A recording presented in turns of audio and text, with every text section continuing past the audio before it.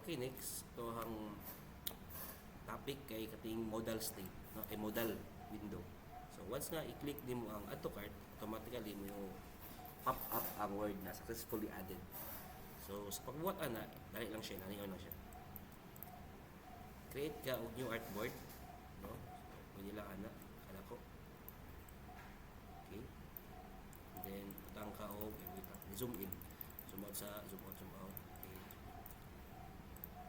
Ana, rectangle. Then ito siya rounded. Pwede siya kana. Pwede siya diri okay. Then remove ang kuan, fill, then gray. Then text, wala text. Karon successfully added.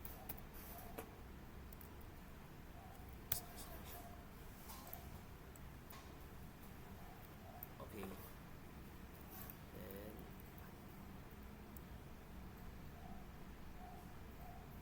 Then pwede siya butangan o drop down shadow.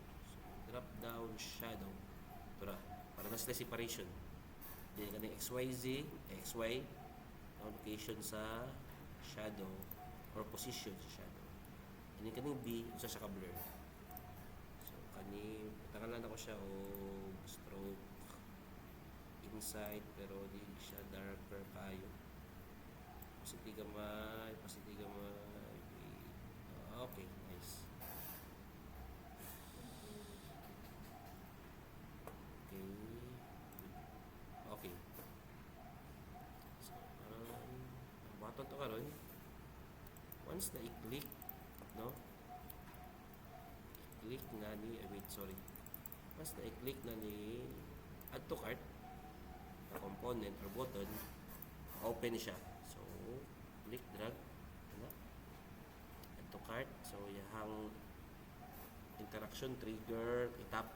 Once na itap si add to cart, may tabo auto animate. So dito auto animate atong button kay overlay para mo prompt siya. So kaning ron location kung asa siya mo prompt. Asa siya mo pop up. Okay? So click asa siya mo pop up. Diya siya button. So i-try na to. Play, add to cart, boom. Okay. Gawa siya. So basi ano itong modal. And then next, karoon ito siya i-copy paste. Okay, na-copy naman din siya. Copy. And then good. So, okay. So, once na top, minus. Okay, good. Click lang ka anywhere para mawala siya. Okay, good. Home. The home. Okay, good. Home. Menu. Store. iPhone. Okay, good. Okay. Close. So, buwan na ito siya ang atong model.